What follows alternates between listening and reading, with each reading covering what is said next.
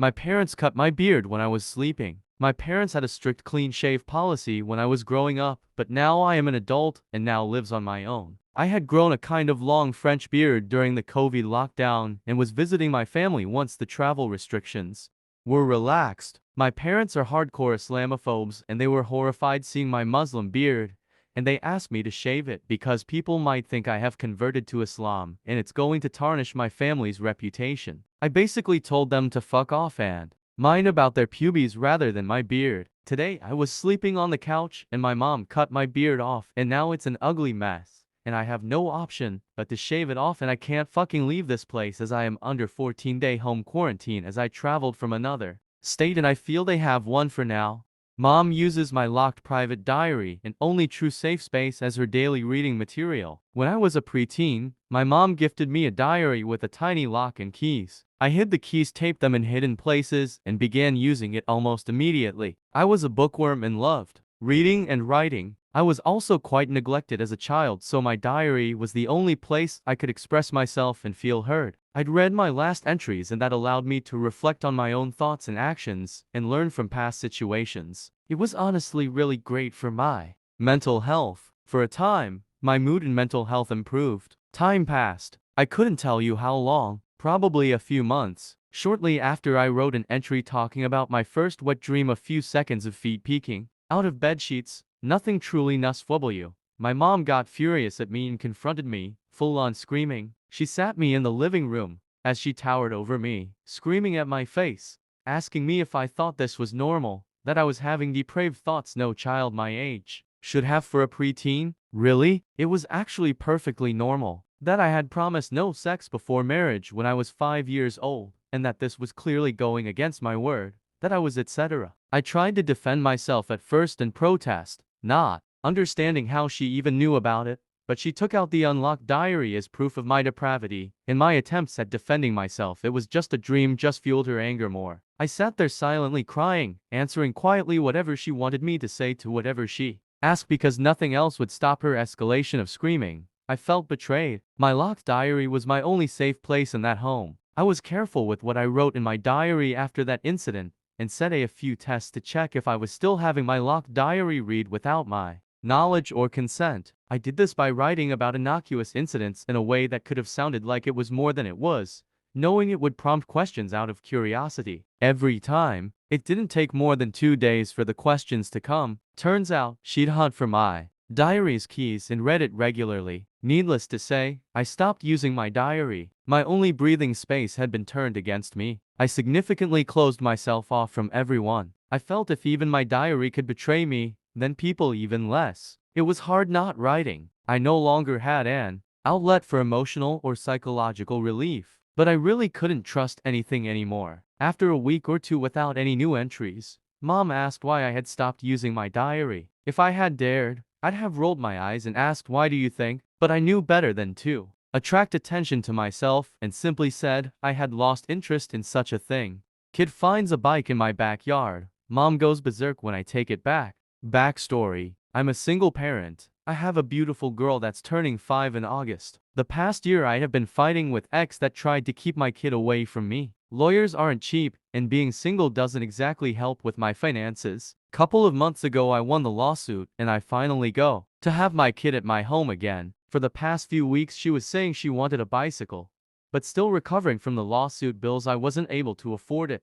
Past week I got my summer bonus, which finally gave me the financial boost I needed. So, yesterday, I finally was able to buy my little girl her bike she wanted so badly. I enjoyed my time with her riding our bikes, but then it was getting time for dinner, which I still had to make. So we head back home and park the bikes in the backyard. We go inside and I start making dinner. After about 10 minutes I spot movement in the corner of my eye through the kitchen window, that's on the side of the house. I see this kid guessing 6 or 7 years old just casually strolling by with the brand new bike I just got today. My heart dropped, and I run to the front door, hoping I'd catch him before he rides away. I was lucky I did. I yanked the bike out of his hands, and freaked out to him saying it was mine, and he had no right to just walk into other people's backyard to take things. I was pissed. I forced him to get TF off my property, and set the bike inside my front halfway, thinking it's over. Boy, was I wrong. After comforting my little girl that never saw me this mad poor thing, I returned to the kitchen to continue making dinner. 15 minutes later, doorbell rings. It's the kid and his evil mother. You give my boy this bike back. He found it. It's his. He found it in my backyard. I got it for my kid today. You should try teaching your damn kid some manners. He shouldn't trespass on other people's property to take their things. Don't tell how raise my kid. Give me the bike back or I'm calling the police. Laughs, call the damn police. And I slam the door in her face. By this point my 4-year-old is crying her eyes out. And I get to comfort her again, as she's thinking she's losing her brand new bike. Her sobbing finally over, I try continuing to make dinner, yet again. Preparations done. I'm about to put us all on the stove. Doorbell. I flip out, storm to the door, violently open it, getting ready to just explode into the bitch's face. Guess what? She actually called the cops. I instantly calm down when I see it's the police and invite one of the 2 officers inside while the other stays with the evil woman. I explain the situation and show him the box the bike came in, along with the receipt that has my name on it. He shrugs and apologized for the inconvenience, assured me I won't be bothered again. I let him out and close the door with a smug smile on my face. I check the front window to see what's happening, and I see her go into full tantrum. It ends with her into handcuffs and on the back seat of the patrol car. Landlord is jealous of my income, raises my rent $500. I screw him years later for $20K. Tweeter is the same as the title. Landlord is jealous of my income, raises my rent 50%. I screw him years later for $20,000. All names have been changed. In the late 90s, wife and I were just married, just getting started, and we decided to dink double income.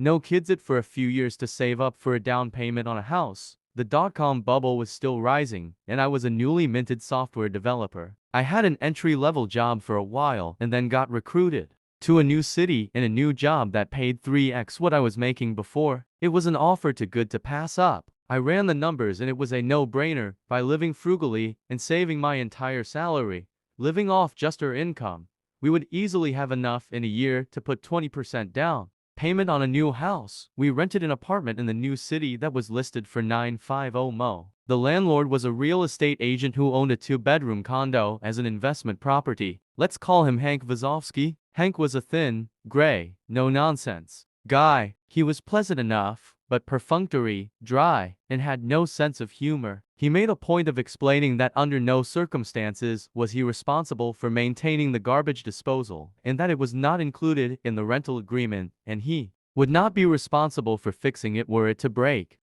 Okay. He seemed slightly amused by us, a clueless, young, newlywed couple, but I could tell he wanted to rent to us because we were very obviously a safe choice as renters. We filled out the rental agreement and the credit check, and this is where my troubles began. Hank looked hard at the credit application where I listed my job title, software developer, and my income, $75,000. For a 23-year-old in his second year out of college, in the late 1990s, this is a small fortune. Throw in my wife's salary and we were over 6 figures in income, renting an apartment far beneath our means. Like I said, dink is the way to go when starting out. I can't believe how much money you make, Hank must have said half a dozen times. Muttering under his breath, I explained we were saving to buy a house and that we were only going to stay in the apartment a year. We might stay a few months after the term is over. Would month to month be okay after a year? Hank assured us that would be fine. We saw Hank only once during the year and he again mentioned my salary and how he couldn't believe that's what software developers were making. It was awkward and I gave a vague reply. Anyway, a year later we had found a house to buy, signed all the papers, and were making plans to move. The new house wasn't going to be ready until 2 months after our rental lease was up.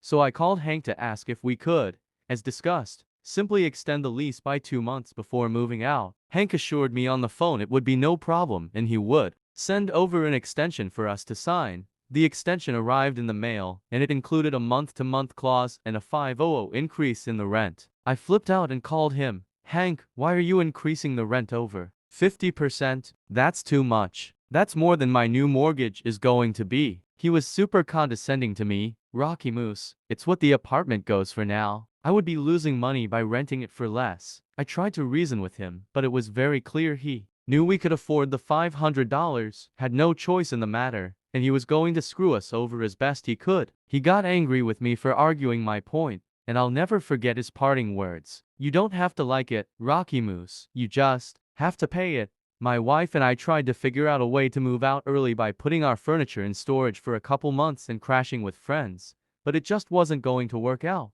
I swallowed my pride and wrote out the check for $1,450 for the extra month. A month later I wrote a similar check, and then we moved out. I made sure the apartment was spotless before moving. But still Hank withheld $300 from our security deposit for bullshit things that were just a way for him to squeeze a few more dollars from the kids who made too much money. $100 for cleaning, sure, but $300 was obscene. In my mind, he had screwed me over for $1,200, and there was nothing I could do about it. What made it even more infuriating is that I saw the ad Hank put in the paper after we moved out, and he listed the apartment for rent at only $150 more than we had been paying originally, not the grossly inflated $500 increase. And it didn't rent. A month later I saw the same ad and he had lowered the price to $75 more than we had been paying, and I assume it got rented. Since the ad stopped appearing, fast forward about 5 years. Life is good, the house is good, we have a baby, and even though the dot-com bubble has burst, I'm still employed. One day, out of the blue, I overhear one of my co-workers, Phil, a senior developer, talking to the guy working the reception desk. Hey, Mike, I'm expecting someone to drop off some paperwork for me. If a Hank Vazovsky asks for me, tell him I'll be right out. I freeze and get a taste of bile in my mouth remembering how I had to write out that name on those checks all those years ago. There's no way it's the same guy, right? I walk over to Phil, who is still by the reception desk. Phil, I say, how do you know that name, Hank Vazovsky? Phil explains that Hank is his real estate agent. I bought my condo through him several years ago. I'm selling my condo now, so I can buy a house. So I'm going to ask him to be my agent again. Do you know him? I tell Phil that I used to rent an apartment from Hank and described what he looks like. Phil confirms the description, it's the same guy. Wow, small world, right? And on cue, right then the front door to the office opens, and in walks Hank Vazovsky. I stare in disbelief. He's carrying a folder of papers and doesn't recognize me. Phil and Hank shake hands, and they talk for a few moments. I stand there silently, wondering what to do. Phil finally says, Hank, this is my friend Rocky Moose. I think you may have already met. Yes, hello Hank. Good to see you again. My wife and I were your tenants a few years ago on Street. Remember, the software developer who rented for a year saving to buy a house? Well, this is where I work. Here, with Phil. Hank's eyes indicate he now remembers me, and he's starting to put it all together. We shake hands and he says yes, of course he remembers, and asks how we are doing. Oh, we're just fine, thanks for asking. Phil says that you're his real estate agent. Small world, isn't it? Hanks nods pleasantly. He still doesn't remember the details of our last conversation. I do some quick math in my head. This is the early or mid-2000s. The real estate market is very strong and easy money for any agent. The crash of 2008 is still a few years in the future. I start to think out loud, selling the condo for around $150 to $200,000.